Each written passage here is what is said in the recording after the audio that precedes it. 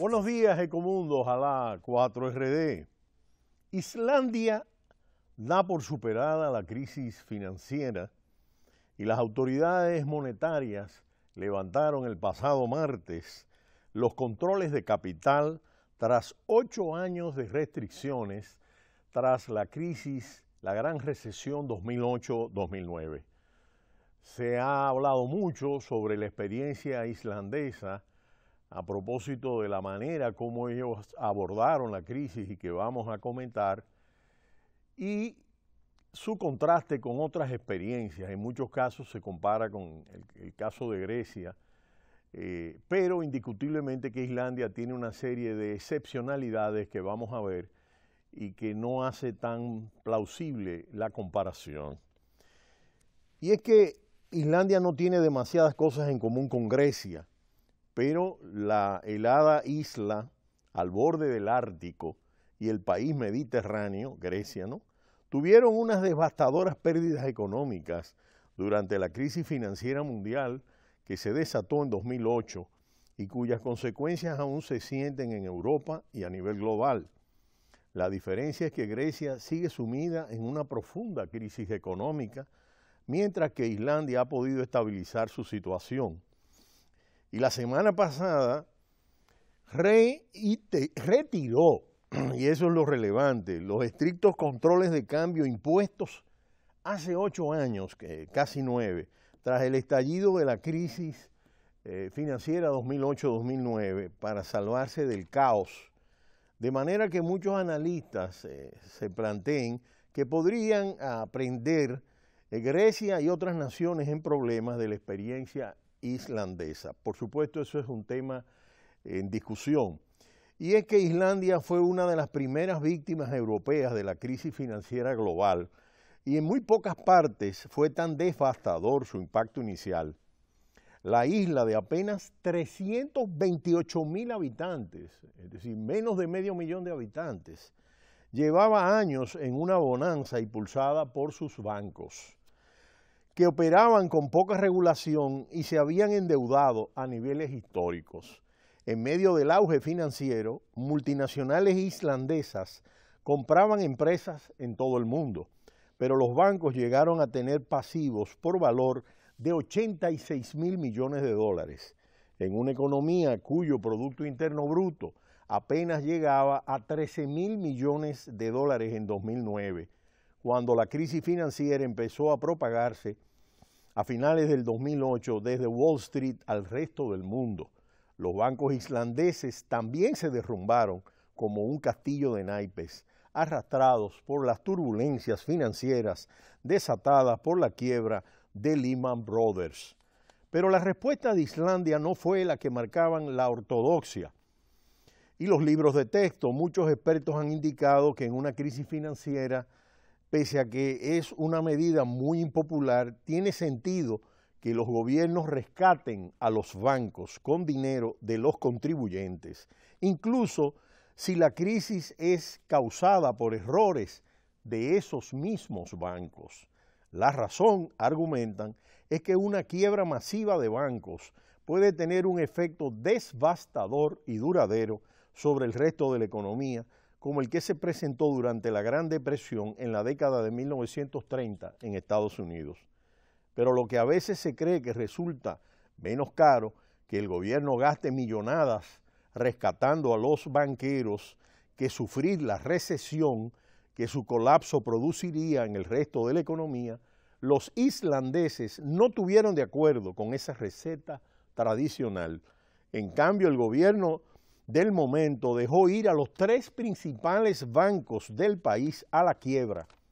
El 97% del sector bancario colapsó en cuestión de 3 días, comentó Gordon Johansen, miembro de una comisión creada en Islandia para estudiar las lecciones de esa crisis. La quiebra bancaria efectivamente sepultó a la economía islandesa en una profunda recesión, tal como advertían los expertos ortodoxos. El Producto Interno Bruto colapsó, cayendo 7 puntos porcentuales en un año. La moneda, la corona islandesa, se devaluó en un 80% y se impusieron controles a las divisas extranjeras, pero la recuperación que siguió fue relativamente rápida. Los balances contables de los bancos no siguieron generando incertidumbre y muchos inversionistas aceptaron sus pérdidas y retomaron sus vidas.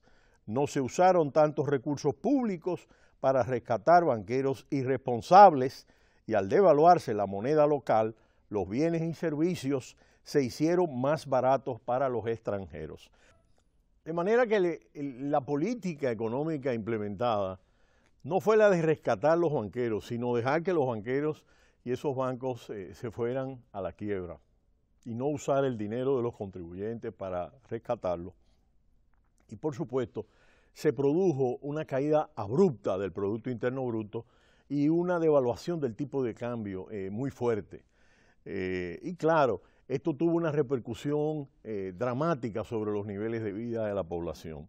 Sin embargo, ello contribuyó al despegue de la economía y impactó de manera positiva, esta vez en el turismo internacional, que se ha convertido en el negocio más dinámico de la Nueva Islandia.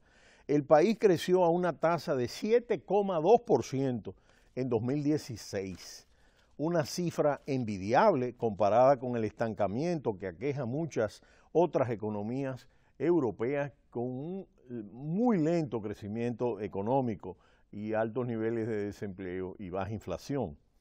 Pero por supuesto, la pregunta es que si se puede considerar una experiencia exitosa que pueda ser replicada. Hay quienes vacilarían en describir la trayectoria de Islandia como un gran éxito económico, y es que al fin y al cabo apenas la recuperación de la crisis financiera más profunda que hayan sufrido en su historia moderna, y se trata de un ajuste que costó mucho en términos de desempleo y recesión en los primeros años, que también es un castigo muy fuerte sobre la población. Pero para muchos analistas es inevitable la comparación con la desesperante lenta recuperación económica de muchas economías a nivel global y de buena parte de la mayoría de las naciones europeas, sobre todo las pequeñas. En primer lugar, muchos interpretan que la lección de Islandia es que no es tan necesario en las crisis financieras rescatar a los bancos como hicieron muchos países. Por supuesto, es fundamental establecer la salvedad de que en el caso islandés, dejar que los bancos fueran a la quiebra fue una decisión más fácil de tomar que en otras economías, pues la magnitud descomunal de sus deudas hacía básicamente imposible que el gobierno pudiese asumir las obligaciones de esas instituciones financieras, incluso si hubiese existido la voluntad de hacerlo. También se habla mucho en comparación con Grecia, por ejemplo, del papel que tuvo la flexibilidad en el manejo monetario para empujar la recuperación de Islandia. Los islandeses pudieron devaluar su moneda para hacer más competitiva su economía al bajar los precios para los extranjeros, mientras que Grecia estaba atascada en relación con el euro, para algunos analistas, una divisa que no controla y que por tanto se vio condenada a una recesión mucho más prolongada.